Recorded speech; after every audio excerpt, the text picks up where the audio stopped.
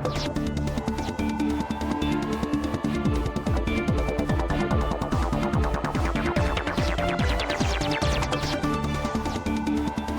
to the Economy Magazine. I'm Benjamin Chong Alfares.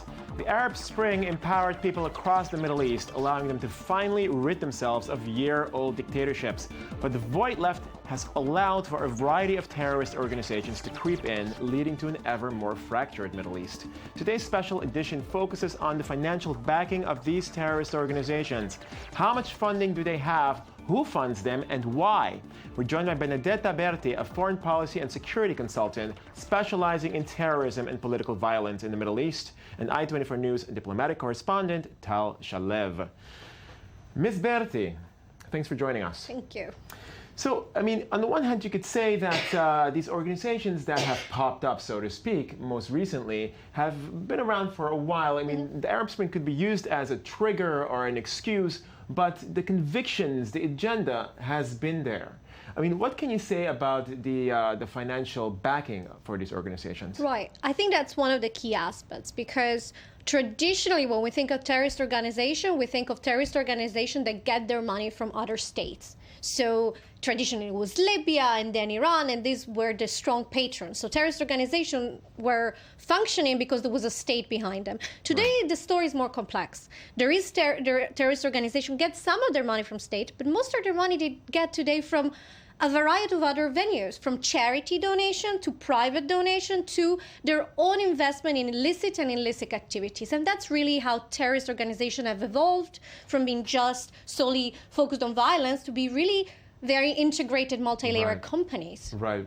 Little entrepreneurs, so to Exactly. speak. Ms. Shalev, now, at the time of the Oslo Accords, when they were signed, outgoing President Shimon Peres made a reference to a new Middle East, a Middle East where there would be peace and there would be interaction and communication.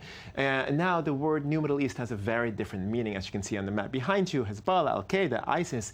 What do you have to say about that? Where is this all leading to? What can we expect in that respect? Well, at least from the Israeli point of view, the current Israeli leadership does think that the Oslo-Paris vision of a new Middle East where peace and prosperity is reachable to everyone is a dead idea, not a dead concept. And the reason it is dead, from the Israeli point of view, is exactly the terror groups that have put maybe a stab in the back of the Israeli-Palestinian peace process, and that is why, at least from the Israeli point of view, actually everyone is part of some kind of terror group in some way. Even the Palestinian Authority is being blamed for diplomatic terror. So at the moment when Israel looks around the region, you can hear the Israeli Prime Minister talk a lot about new regional alliances, but the fact is that there are less regional alliances. We're now seeing a renewal of the traditional Israeli-Egyptian alliance, which is very strong, but the fact is that as you mentioned, the area is becoming much more fractured and much more dangerous, and the Israeli Foreign Minister did talk about it just a short while ago, saying that the main danger now that all of the world should look at in the Middle East is actually these semi-terror states, what Dr. Berti was talking about earlier, that the terrorist organizations have found their own ways of self-producing and actually self-maintaining their control without the state sponsorships. And we're actually seeing more and more semi-states. We're seeing the Hamas in Gaza, the Islamic State in Iraq and Syria, Hezbollah, South Lebanon, and that is actually, we're seeing a much more fractured Middle East than what Shimon Peres did have in his vision. Right, thank you very much. Well, on that note, let's take a look now at a report I-24 News did regarding the Islamic State's financial state of affairs. The Islamic State organization has made huge gains in land and wealth over a short period of time. ABC News reported in early August that experts estimate that IS is bringing in up to $3 million a day via selling crude oil from captured areas in Iraq and Syria. According to the Wall Street Journal, the organization's income, aside from that oil money and donations from friendly states and private contributors, comes from criminal enterprise too. This includes extortion and theft, both hundreds of millions in gold and from captured central bank branches, but also from the millions now living under their control. We have lost everything: our homes, our clothes, our money, our gold, everything. As well, the Wall Street Journal reports that the organization finds income, albeit less consistent than oil, in hostage-taking. L'État islamique, ce groupe aussi baptisé. The Islamic State, the group also known as ISIS, has specialized in the industry of hostage-taking, especially in regards to journalists. According to the International Business Times, Islamic State was already worth more than $2 billion in early August, just 2 months after upping the ante on their attacks. This means it has 4 times the wealth of Hezbollah, a much more established organization in the region.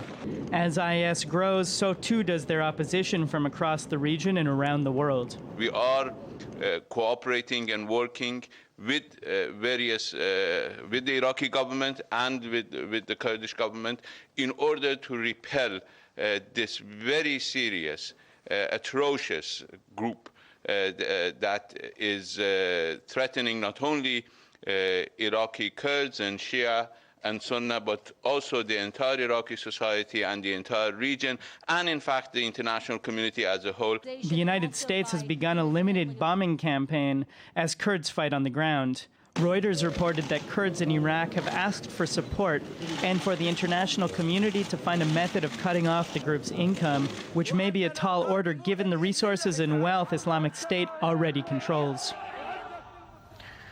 Dr. Berti, so obviously the Islamic State has had different funders. To one extent, also, you could say they have become quite self-sufficient through extortion, ransom from kidnappings, selling women in slavery, oil theft, smuggling, you name it. But those that are funding the state, what are their objectives here? Right. Well, so at the very beginning, and let's not forget that what we call the Islamic State today started way back after 2003 with Al-Qaeda in Iraq, as that's how we used to call them. It's more or less the same group that has evolved. So also their contributors have evolved. At the beginning, private donations would come from friendly and wealthy supporters, many of them located across the Gulf. Some of them will go behind their government's back. Some of them would act with the, let's say, tacit acknowledgement of their government. Their focus was different. They thought, especially when the Syrian civil war broke down, that supporting any group who was fighting Assad would help win their cause, which was ultimately getting rid of Assad. Now, the ones fighting ISIS, right, or IS, yep, in Syria and Iraq have said that Qatar and Saudi Arabia and Turkey specifically are the ones that are to blame for their existence. Can you really pinpoint like that? It's a bit oversimplistic because, as I said, Al-Qaeda in Iraq was created by, if you remember, Zarqawi. That was after 2003. That's how the group came about. How have they become much more powerful? It's been actually a very long process. Part of it has been their own extortion, their own criminal rackets. But then, of course, there was the fact that with the Syrian civil war, for the first time, there was a very strong vacuum, and they used that vacuum to better organize, to get a stronger territorial basis. Also, Syria became a magnet for wannabe jihadists, so their ranks swollen, they became bigger. And then, of course, let's not forget, in June 2014, they took over Mosul, a very established city in Iraq. Only that gave them over $400 million in military equipment. So by that point, the private money that was coming to ISIS was not really making the difference. Today, you can dry off all the sources of support coming from the Gulf, the group would still be standing because most of the money comes from governance. Right.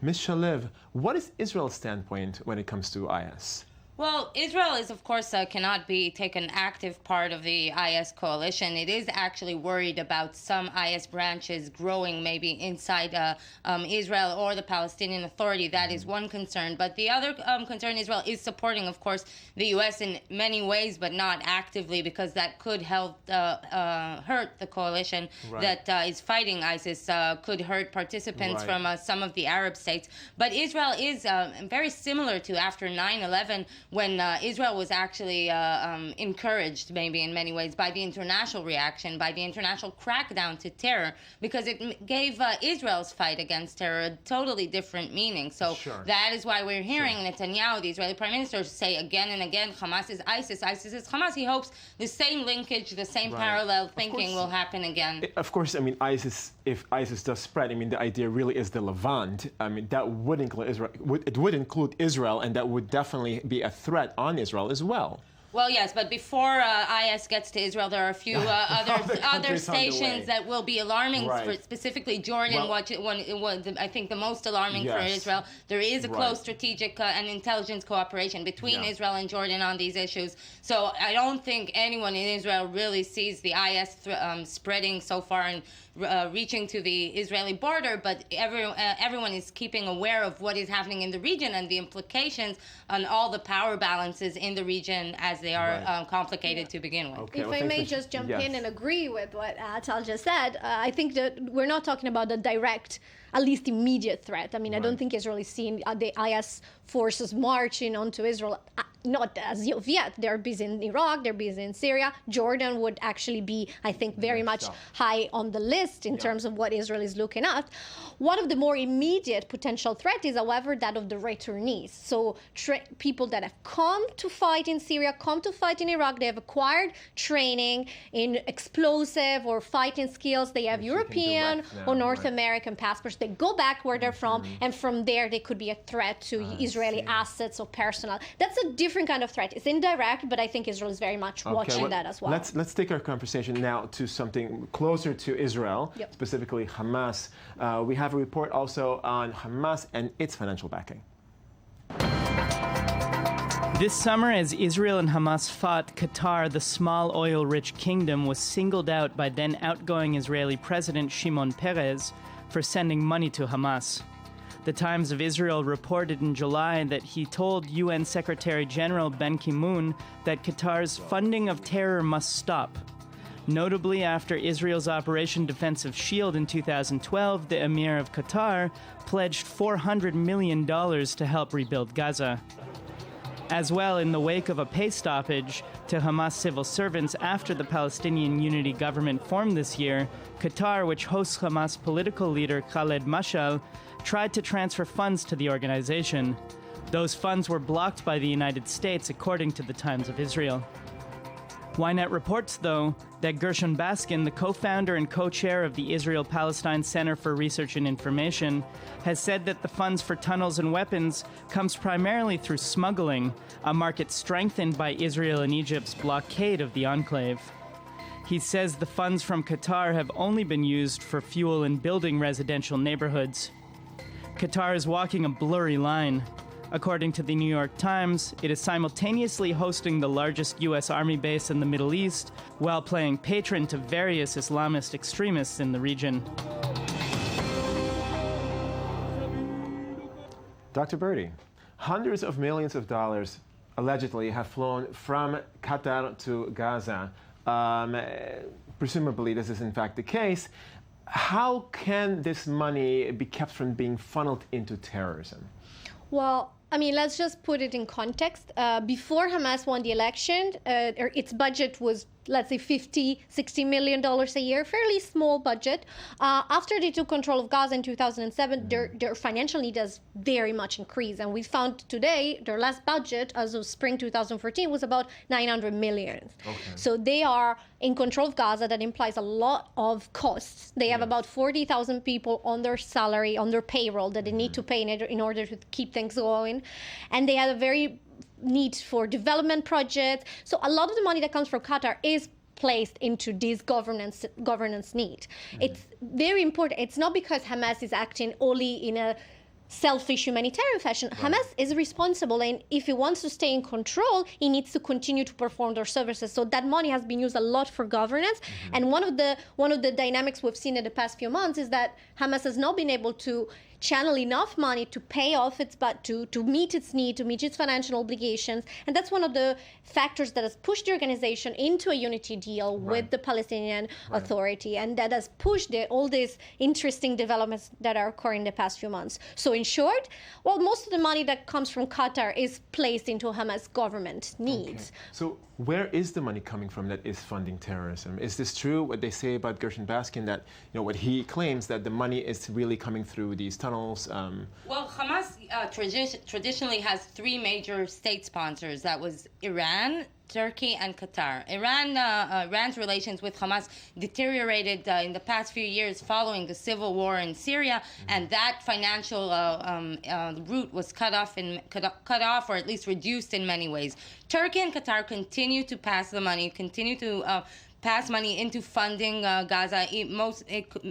From the Israeli point of view, yes, some of the money, they say they can show links and trace these links to show that it does go to terrorism. But the fact is that while the Iranians cut off the finance route, the Hamas did develop its own, as Dr. Birdie mentioned earlier, its own self-financing system of the smuggling through the tunnels and taxing everything. Hamas collects taxes for everything, and that was a very sophisticated way, which has also been cracked down in the past year since the President Assisi took power in Egypt and actually cracked down on all the smuggling tunnels. Ms. Tal Shalev, I-24 News diplomatic correspondent, thank you very much for joining us. And of course, Dr. Benedetta Berti, security consultant, thanks very much for joining us. This is the end of our edition on terrorist funding, and I'm Benjamin Chong. Thanks for watching, and be sure to join us again tomorrow.